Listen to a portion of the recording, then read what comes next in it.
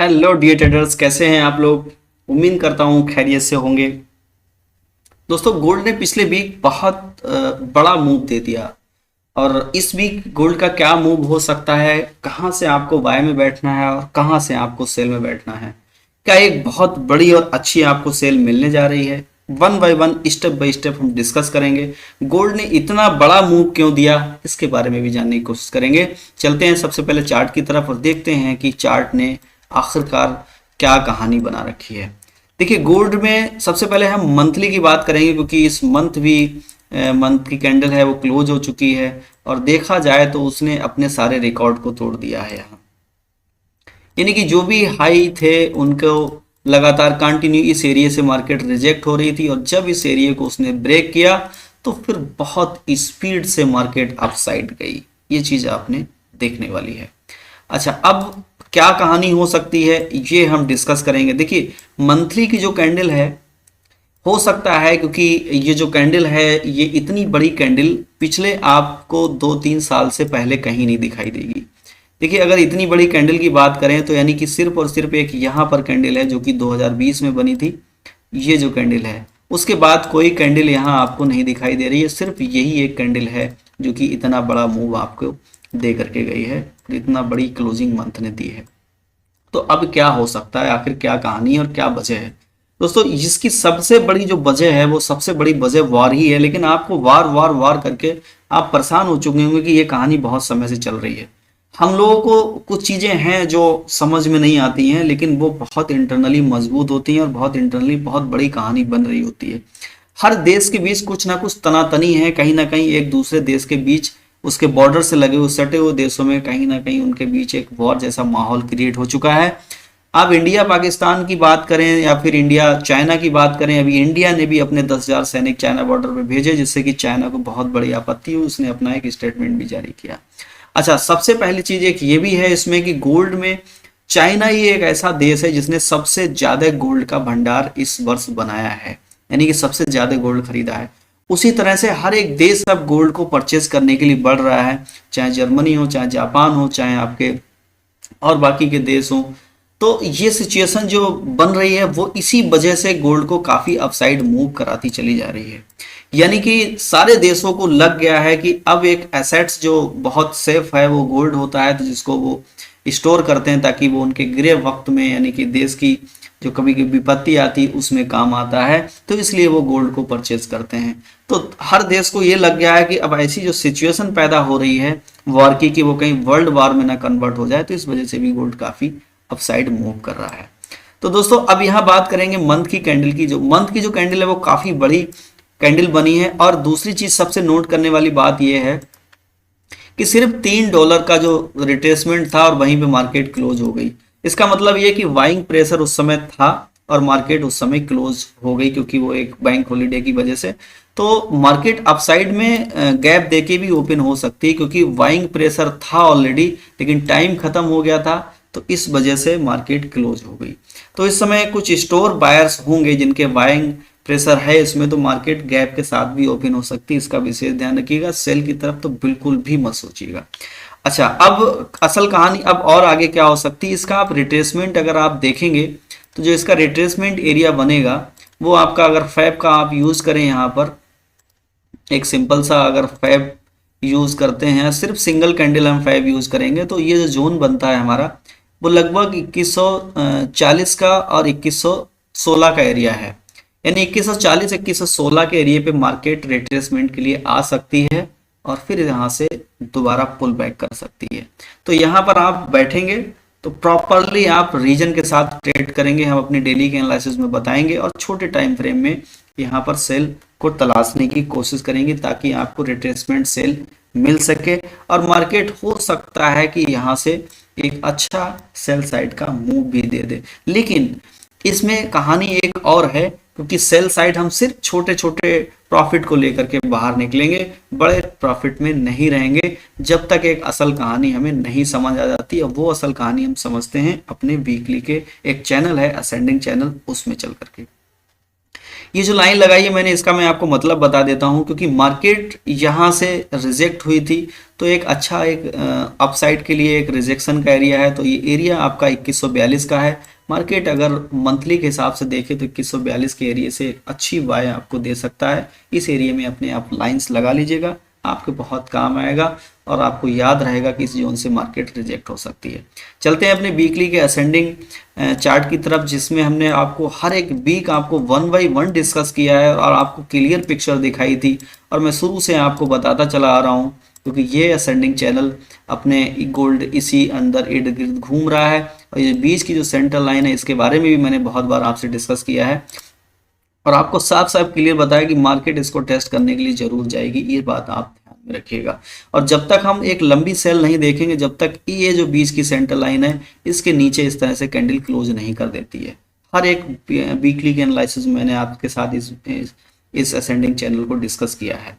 तो अब मार्केट इसको टेस्ट करके मार्केट डाउन साइड रिजेक्ट हो सकती है। जो दूसरी जो वीक है वो यानी कि एरिया बनता है आपके 2267-68 का एरिया है, जहां से मार्केट रिजेक्ट हो सकती है। क्योंकि अप साइड कोई भी रेजिस्टेंस नहीं है तो आपको ये कोई नहीं बताएगा कि मार्केट कहां से रिजेक्ट हो सकती है। लेकिन मैं आपको ये पिक्चर क्लियर कर रहा हूं कि 2268 का जो एरिया है वहां से मार्केट रिजेक्ट हो सकती है। जो इस वीक में कैंडल बनेगी वो, या फिर अगले जो नेक्स्ट वीक अगर कैंडल बनती है तो फिर भी एरिया चेंज हो जाएगा, यानी कि फिर वो 2275-2276 का एरिया हो जाएगा। ये बात अपने दिमाग में रखिएगा। हालांकि हम इस वीक का डिस्कशन कर रहे हैं, तो इस वीक अगर मार्केट अपसाइड बहुत स्पीड से मूव करती है तो 2267-68 का एरिया है जहां से मार्केट को रिजेक्शन मिल सकता है। क्योंकि गैप में ओपन भी हो सकती है तो काफी स्पीड से मार्केट अपसाइड जा सकती है, क्योंकि काफी हाई प्रेशर है बाइंग साइड का। तो इसलिए आप सेल के बारे में जब भी सोचिएगा जब आपको डेली एनालिसिस में मैं आपको छोटे टाइम फ्रेम में बताऊं, सिर्फ रिट्रेसमेंट के बारे में। अच्छा, अब दूसरी एक असल कहानी, इसमें एक चीज और है जो बहुत समझने वाली चीज है आपके लिए, वो मैं आपको और बता देता हूं और वो आपके बहुत काम आएगी दोस्तों। वो कहानी असल ये है, क्योंकि अगर ये असेंडिंग चैनल ब्रेक हो जाता, ब्रेक होने के चांसेस भी होते हैं, ऐसा नहीं है कि ब्रेक नहीं हो सकता। इसके अगर आप साइड किसी भी वीक कैंडल इस तरह से क्लोज कर दे तो फिर आपके इसके रिटेस्ट पे वाई साइड में बैठेंगे, जो कि आपको बहुत बड़े और लंबे वाई साइड ले जाएगा, जो कि 3000 का एरिया भी हो सकता है।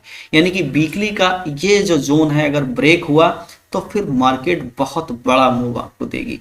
अब अगर इसके यहाँ से रिजेक्ट हो, अगर मार्केट यहाँ से रिजेक्ट हो जाती है और कोई भी वीक की कैंडल अगर बेरिश साइड में इस तरह से बनाती चली आती है, तो फिर इस जो बीच की सेंटर लाइन है इसके बारे में हम अगले वीक, नेक्स्ट वीक, आगे आने वाले वीक में डिस्कस करते रहेंगे कि मार्केट आपको एग्जैक्ट क्या मूव देने वाली है। हर वीक में आपको बहुत साफ और क्लियर पिक्चर दिखाता हूं कि मार्केट का मूव क्या होने वाला है। तो दोस्तों, हमारी ये वीकली चार्ट की बात थी। आप समझ गए होंगे कि मैं आपको इसमें से क्या समझाने वाला था और क्या आप समझ रहे हैं, क्योंकि मार्केट काफ़ी अपसाइड मूव कर गई है। तो वीकली में अब मार्केट इसका भी रिट्रेसमेंट कर सकती है, इसका आप विशेष ध्यान रखिएगा। अगर इसका रिट्रेसमेंट करे मार्केट तो वो जोन आपका बनेगा लगभग 2196-94 का एरिया है, 2196 का एरिया है, जहां से मार्केट फिर से पुल बैक कर सकती है वीकली के हिसाब से। तो यहाँ भी अपनी आप एक लाइन खींच लीजिएगा जो कि 2194 का एरिया है। यहाँ से मार्केट रिजेक्ट हो सकती है और आपको एक अच्छी ट्रेड यहाँ से बाइंग की मिल सकती है। और डिस्कस करते हैं अब अपने डे वन की तरफ। डे वन में मैंने आपके लिए 5 यूज कर रखा है, ये साफ क्लियर पिक्चर कर रहा है कि आपको 2206 या 2212 का जो रिट्रेसमेंट का एरिया है गोल्ड का, वो आपको यहाँ से एक बाइंग अच्छी दे सकता है। लेकिन बिना एसएल के साथ या बिना अच्छे टाइम फ्रेम में आपको जब तक इनगल्फ ना मिले तब तक एक बड़ी ट्रेड के बारे में आप सेल साइड नहीं सोचेंगे। और बाय साइड में भी आपको बड़ा हिसाब से और बहुत एहतियातन बैठना है। जब बाय साइड बैठेंगे तो सिर्फ जोन पे बैठेंगे, और छोटा प्रॉफिट हो तो उसको ब्रेक इवन जरूर किया करिए कि मार्केट अगर कभी भी बहुत स्पीड से डाउन साइड फिर से मूव कर जाए, अप साइड मूव कर जाए, तो आपका सिर्फ ब्रेक इवन हिट हो, आप लॉस में ना जाए। तो ये डे वन की कहानी थी। अब डे वन में एक कहानी और है दोस्तों, इसको मैं हटा देता हूँ। डे वन में एक कहानी ये है कि मैंने एक लाइन्स आपके लगा के दी है जो 2222 का जोन बनता है। तो डे वन यहाँ से भी रिजेक्ट हो सकता है, ये बड़ा विशेष ध्यान रखिएगा दोस्तों, क्योंकि ये जोन एक है वो बहुत इंपॉर्टेंट जोन है, मार्केट यहाँ से कई बार रिजेक्ट भी हुई है। तो 2221 2222 का जो एरिया है, अगर यहाँ से आपको छोटे टाइम फ्रेम में कोई M30 में या फिर H1 में अगर इनगल्फ मिलती है तो आप यहाँ से बिल्कुल बाय साइड बैठ सकते हैं, क्योंकि काफ़ी प्रेशर हाई है तो इस वजह से मार्केट अपसाइड मूव कर सकती है। तो दोस्तों ये डे 1 की कहानी थी। अब हम चलते हैं अपने H4 के चार्ट की तरफ। H1 में मैंने आपके लिए कुछ लेवल लगाए हैं, वेट करिए, मैं आपको बताता हूँ कि आपको कहाँ से बाय और कहाँ से सेल करनी है। दोस्तों H4 की कहानी ये है कि जो मैंने 2 लाइंस आपको लगा के दी हैं, इस लाइंस को आपको बड़ा विशेष ध्यान रखना है कि अगर मार्केट इस लाइन के अपसाइड क्लोज कर जाती है, यानी कि वो जोन है जहां मार्केट ने अपना हाई लगाया था, यानी कि वो जोन है आपका 2236 का जोन, इसके ऊपर अगर H4 आपके क्लोज कर देता है तो फिर आप रिटेस्ट पे बाय में बैठ सकते हैं। और दूसरा जोन नीचे है जो कि हमने आपके नीचे लाइन लगा के दी है, वो लाइन है आपकी 2216 का। 2216 के डाउन साइड अगर कोई भी कैंडल इस तरह से क्लोज कर जाए H4 तो फिर आप इसके रिटेस्ट पे सेल में बैठ सकते हैं। ये दोनों कहानी मैंने आपको समझा दी है, ये बहुत बड़ा कोई रॉकेट साइंस नहीं है, आप सिंपल भाषा में इसको समझ चुके होंगे। अच्छा दोस्तों, अब H1 में चलते हैं जहां से मैंने आपको जोन क्लियर करके दिए हैं कि कहां से आपको बाय में, कहां से आपको सेल में बैठना है। तो दोस्तों एक चीज है, यहाँ पर जो रिजेक्शन है वो बहुत छोटा रिजेक्शन है, कोई बहुत बड़ा हाई रिजेक्शन नहीं है, तो इसलिए सेल में बैठे तो कोई ना कोई टाइम फ्रेम में इनगल्फ बने तभी बैठे। अच्छा, बाय स्कैल्प करना है तो 2218 2224 का एरिया है, यहाँ से आप बाय में बैठ सकते हैं। और नेक्स्ट जोन है हमारा बाय का 2210 का और 2203 का, यहाँ से भी आप बाय में बैठ सकते हैं। आप स्क्रीनशॉट ले लीजिए। और जो हमारा स्ट्रॉन्ग बाय जोन है वो 2192 और 2185 का एरिया है दोस्तों, यहाँ से मार्केट रिजेक्ट हो सकती है और बाइंग आपको अच्छी मिल सकती है। जब भी कभी एक अच्छी इनगल्फ बनाए H4 में बनाए इनगल्फ तो आप बिल्कुल भी एंट्री ले सकते हैं यहाँ से बाय साइड की। डिसेंट हमारा जो वाई जोन है 2172 और 2167 का एरिया है, ये हमारी वीकली के एनालिसिस के हिसाब से आप यहाँ पर एक अच्छी बाइंग में बैठ सकते हैं। अच्छा, दूसरा अपना दोस्तों यहाँ जो 2154 का और 2149 का जो एरिया है, इस एरिया को भी आप बिल्कुल भी नज़रअंदाज मत करिएगा और यहाँ लाइन खींच लीजिएगा। जब भी कभी मार्केट आपको इस जोन में दिखाई दे 2254 2255 का एरिया या फिर 2250 का एरिया, तो यहाँ से एक अच्छी बाय आपकी जो कि एक स्विंग बाय भी बन सकती है, इसको बिल्कुल भी दिमाग में रखिएगा अगर इस वीक आपको मार्केट यहाँ मिलती है तो। अच्छा दोस्तों, अब ये H1 की कहानी थी। अब देखिए सबसे खास चीज़ मैं आपको और बता देता हूँ इसमें, जो कि आपके बहुत काम आने वाली चीज़ है। वो जोन हमने दिया, अगर मार्केट इसके अपसाइड लगातार कंटिन्यू मूव करती चली जाती तो फिर वो मार्केट आपको फिर जो उसका जो रिजेक्शन का जोन आएगा वो 2257 और 2162 का एरिया है दोस्तों, वहां से ये मार्केट रिजेक्ट हो सकती है। ये मैंने आपको क्यों लगाया, क्योंकि ऊपर कोई रेजिस्टेंस नहीं है। आप सोच रहे होंगे कि ये हवा में लगा दिया, ऐसा नहीं है। एक मैंने वीकली के हिसाब से, ट्रेंड लाइन के हिसाब से ये जोन निकाला है, जिसकी वजह से यहाँ से मार्केट रिजेक्ट हो सकती है। तो दोस्तों बहुत ही सिंपल भाषा में मैंने आपको बताया है, जोन टू जोन ट्रेड करिए दोस्तों। सबसे पहली चीज़ ये आपसे एक रिक्वेस्ट है कि हमारे चैनल को सब्सक्राइब जरूर करिए ताकि हमारा हौसला बढ़े, आपके पास से कुछ नहीं जाता। दूसरी चीज़, आपको नेक्स्ट वीडियो जो भी हम डालें तो उसका नोटिफिकेशन आपको मिले और सबसे पहले आपके पास वो वीडियो पहुंचे और टाइम से आप उसको देख सकें, क्योंकि टाइम निकल जाता है तो फिर कुछ हासिल नहीं होता है। अच्छा, दूसरी चीज़ एक ये है दोस्तों कि इसमें मैंने आपको बड़ा सिंपल भाषा में समझाया है और आपके समझ में आ गया होगा कि 1 बाय 1 स्टेप बाय स्टेप आप बिल्कुल एंट्री करिए। बिल्कुल एंट्री बीच में बिल्कुल भी मत करिए, क्योंकि अगर कहीं ना कहीं अगर आप लॉस में हैं तो आप एक गलती कर रहे हैं, जो कि गलती मैं आपको बता देता हूँ। वो गलती ये है कि आपको लगता है मार्केट अपसाइड जा रही है तो हम बाय में बैठ जाते हैं, आपको लगता है कि मार्केट डाउन साइड जा रही है, लगने से नहीं होता दोस्तों। जोन आप बना लीजिए, जो हम आपको जोन देते हैं उसका स्क्रीनशॉट ले लीजिए। देखिए, वेट करेंगे तो प्रॉफिट में रहेंगे और वेट नहीं करेंगे तो लॉस में रहेंगे। मार्केट एक ना एक जोन पर आपके साथ आती है, उस जोन को टेस्ट करने जरूर आएगी। वेट करिए, वेट एंड वॉच, तभी आप ट्रेड करिए, तभी आप प्रॉफिटेबल रहेंगे। प्रॉफिटेबल ट्रेडर सिर्फ वही रहते हैं जो वेट करते हैं, इंतजार करते हैं, उस जोन पे आती है तुरंत ट्रेड करते हैं, बिल्कुल नहीं चूकते हैं और अच्छी और बड़ी ट्रेड चलती है उनकी। तो दोस्तों ये था हमारा एनालिसिस और अपना रखिएगा बहुत सारा ख्याल।